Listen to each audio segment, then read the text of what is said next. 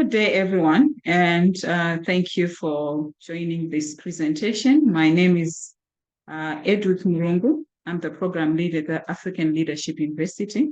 So I'm going to take you through my presentation, which focuses on the paper that I've written on the impact of trade agreements on women participation in Africa and landscape analysis. So this is really a topic that I'm passionate about.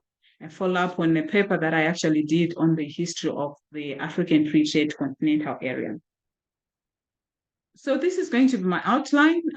Basically, I'm going to look at a case example, then we'll go on to a background, then the purpose, then we'll look at the regional economic communities, then the African free trade continental area. Then what are the opportunities and challenges that are in these agreements? Then we'll move on to the recommendation. If there are any questions to entertain, then we'll have that opportunity. So basically, as I said, we'll start with a case example. So meet Janet here, an entrepreneur from Rwanda who has transformed her home into a thriving hub for producing plantain chips. She sources plantains locally and procures all packaging from Kenya. Currently, a business produces about 1,000 packs daily, primarily for the Kigali market. Remarkably, Janet's business extends beyond Rwanda's borders within the East African community. She successfully sells about 30,000 packs monthly. Your entrepreneurial spirit recently caught the attention of the supermarket in Namibia, expressing the interest in purchasing like 100,000 packs monthly. This opportunity presents both a challenge and a milestone. To meet this demand, Janet needs to significantly scale up your production. This entails larger quantities of raw materials and hiring additional staff. This then leads us to the pivotal question: how can Janet effectively expand your business across the region? Today, we'll delve into the role of trade agreements in empowering women like Janet, facilitating their expansion and overcoming barriers in the African landscape. So moving on, I'm just going to briefly give you a background. This was more of an analytical paper looking at what has been written, especially by government articles and quite a number of articles that are for international organizations. And some of the statistics come from that. And also, looking at what scholars have also written out there. So just a background and purpose of this study, which involves then the problem and also basically touches more on the objective of this paper. So a background on it says women traders have been pivotal in informal cross-border trading, even though according to the International Trade Center, women in the sub-Saharan Africa only represent a formal sector of about 34% of regional total exports, which is quite low. However, despite that, women cover like 50% of the population. However, women still dominate the informal interregional trade, which makes a significant contribution to the socioeconomic growth. It is estimated that 70% of the informal cross-border in Africa is conducted by women traders. This is according to the AFCFTA Secretariat and the United Nations Development Programme, UNDP, and also UN Women. But however, this discrepancy points to the systematic barriers that hinder women's full participation in trade despite the existence of inclusive agreements. The problem is further compounded by the fact that a large proportion of women trade activities are confined to the informal sector. So the purpose of this presentation is basically to assess the effects of the African free trade agreements on women's participation in trade and to identify thereof the opportunities for women economic empowerment. So as we move on, the main basis is to look at what is there in the trade agreement that support women. So I'm going to start with COMESA. I'm going to focus on two of them. There are quite a number of them, but I decided to focus on two. COMESA, which is the Common Market for Eastern and Southern Africa, then SADC. They all have gender mainstreaming, but COMESA, I have indicated that COMESA has recognized the importance of gender mainstreaming and women economic empowerment. And in trade, some of these gender responsive policies and programs include 50 million African Women Speak Networking Platform project that they have. The project was aimed at creating a networking platform dedicated to African women entrepreneurs. Then we look at SADC, although they have a protocol on women, we find that they also have trade facilitation. As we know that trade facilitation is quite key for women who, if they're traveling across the borders, it's not easy for them to maneuver around. So as you see that SADC has implemented a trade facilitation measures in order to streamline custom procedures, reduce paperwork, enhance cross-border trade by reducing bureaucratic obstacles, enhancing transparency, reducing transaction cost. These measures can be advantageous to women by enhancing the efficacy of trade process. Women can engage in commerce more effectively. But this also requires a lot of monitoring to ensure that whatever is being put is being well implemented. But the agreements do provide that.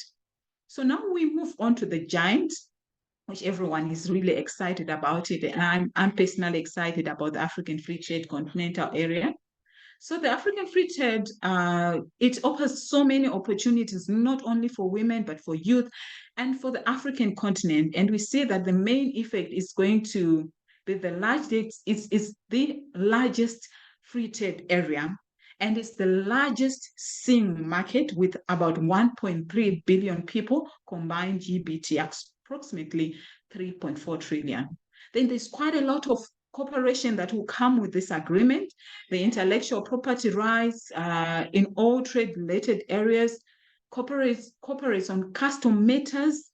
They'll cooperate on custom matters and implementation of trade facilitation. This cooperation also will be favorable to women. Then there's trade liberalization. Progressively, everyone is going to eliminate tariffs and non-tariff barriers to liberate their markets for trade flow in the African continent. So you see that the promotion of intertrade currently is at 14%, which we set to just increase. But this also comes with quite a number of enablers, and quite a lot has been put in place, which is also something that is electronically or something that is facilitated technologically. We see that one of it that we have, this was implemented, the rules of origin, enabling goods to circulate duty-free, which could be favorable to someone like Janet that we started with, that she seeks to expand her market. Then monitoring and elimination of non-tariff barriers. These are quite challenging, and we will talk about some of the things that we know that the international market do not favor the African market, almost like mostly the non-tariff barriers, whereby you find that there are certain conditions that the goods have to meet. But you see, from a very, there's quite a lot that is being done to support that. Banks like the African Bank is also supporting that. Then you have the African Trade Observatory that is also coming in, that it has all the information and allows to monitor in real time the pace for trade and economic integration.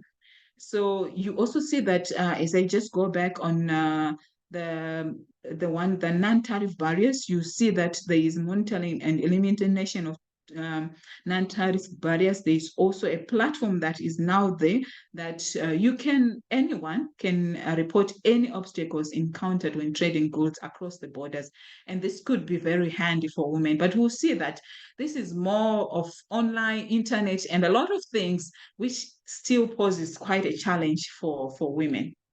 So moving on, as you see that the main thing, I've just picked Article 27, verse 2D, the Protocol on Trade in Services, still on the IAFCFTA, provide that state parties agree where possible to mobilize resources in collaboration with development partners and implement measures in support for domestic efforts of state parties. with a view to improving export capacity of both formal and informal services, with particular attention to micro, small, medium-sized women and youth suppliers. So you see that the African Free Trade Area is actually making a way for women to actually trade, to find more, to expand their business and trade to other regions. So you see that this inclusivity comes in the sheer, where there is sheer-led business. The African Free Trade recognizes the pre-existing gender imbalances at all levels that lead to unequal outcomes, particularly for women, affecting their ability to take advantage of opportunities offered by the agreement.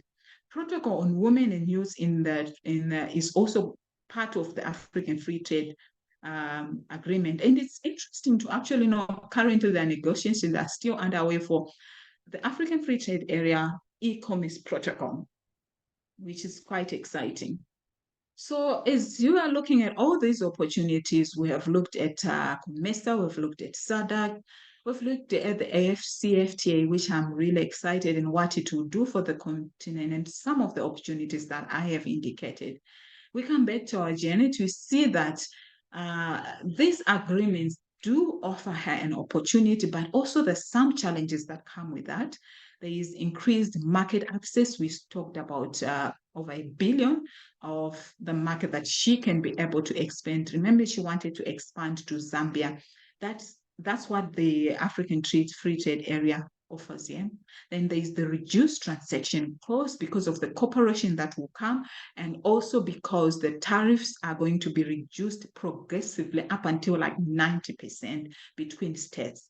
Then enhanced competitiveness, which means that she has to up her game with basically that even if she wants to trade a plantation somewhere, she has to make sure that they meet all the standards, which makes her business to thrive better. But however, it also comes with challenges, displacement of informal traders. You know, as we started, we said most of these women are informal traders, not formal traders.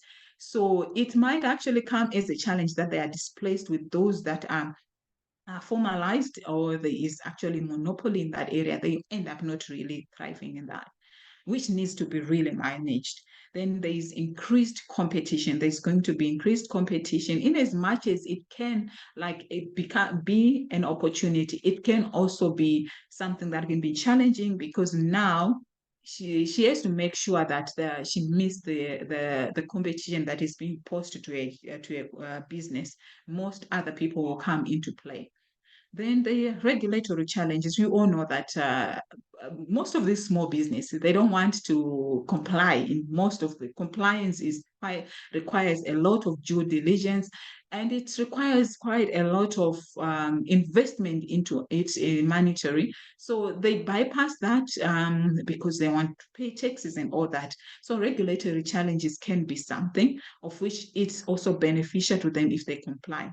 Then the technological gaps. Remember, I said there's also going to be a protocol of e-commerce, and we see that some of these platforms that are coming to play because of these agreements, they're actually online, they're in internet, they require you to have a smartphone and all that. But we know that research has shown that women are still lagging behind in issues of technology. So this also becomes quite a challenge. So this takes us to basically our recommendations. Basically my recommendation upon assessing all these opportunities, which are quite exciting because we see quite an opportunity. So one of it that I'll actually start with is just raising awareness is one key factor, because I feel like before I actually talk to the ones that I have put down, raising awareness is key, because we know that women are displaced everywhere, and some of these are mostly from my research, a larger percentage of those that are into trade, if they are in the rural areas, they might not know about this. How do we, as government, ensure that there is awareness of what the opportunities that are presented by these agreements? Then it goes on to tariff and tariff barriers. The imposition of high tariffs and trade barriers has the potential to restrict the ability of women, but it's exciting to know that these trade agreements actually are offering an opportunity to reduce these tariff and tariff barriers, especially the African free trade continental area. But this also requires quite a lot of monitoring. This can be achieved by expanding market access and creating new opportunities and targeted towards women. So it's good, but these tariff barriers hinder women to participate in trade. But the agreements offer such an opportunity, and there is that intention to create the systems.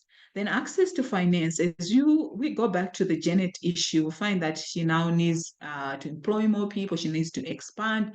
She would then need funding. This has always been a challenge for women to find funding because of quite a lot of things that includes collateral. Most women don't really own anything to be able to get that money to expand their business. Gender mainstreaming, it is crucial to ensure that trade policies mainstream gender consideration, address the specific challenges women face in trade. Then there is need for data and research. There's still a gap really to know the lack of gender, a gap to know like how women, it is difficult to comprehend how trade policies affect women participation in global South. It is crucial to collect and analyze gender-specific data to inform the evidence. So this is quite key. Then e-commerce, I've talked about it. So it's key to support it because it's sort of allows women to just trade wherever they are. And we saw this when COVID came, there's quite a lot that emanated on e-commerce, but it also presents its own challenges, which we then, the suggestion is to optimize connectivity and transport infrastructure so that there is an increase in that. And then also policies at national level must address these gender disparities in digital access by allowing communal public funds to expand internet connectivity. Then higher enrollment of women in STEM so that they are ready as a lot of things are being done with these agreements. And then encouraging meaningful representation in the national ICTC ministries and also trade ministries. So that women are well represented. But I think generally from a conclusion, you say that there's quite a lot of opportunities that are presented by these agreements, and it is key that there's quite a lot of awareness and there's infrastructure to support that. There's quite a lot of digital trainings and digital support for women to be able to benefit from this. So this really basically concludes my presentation. If there are no questions, asante sana. Thank you for this presentation and for this opportunity to present my paper.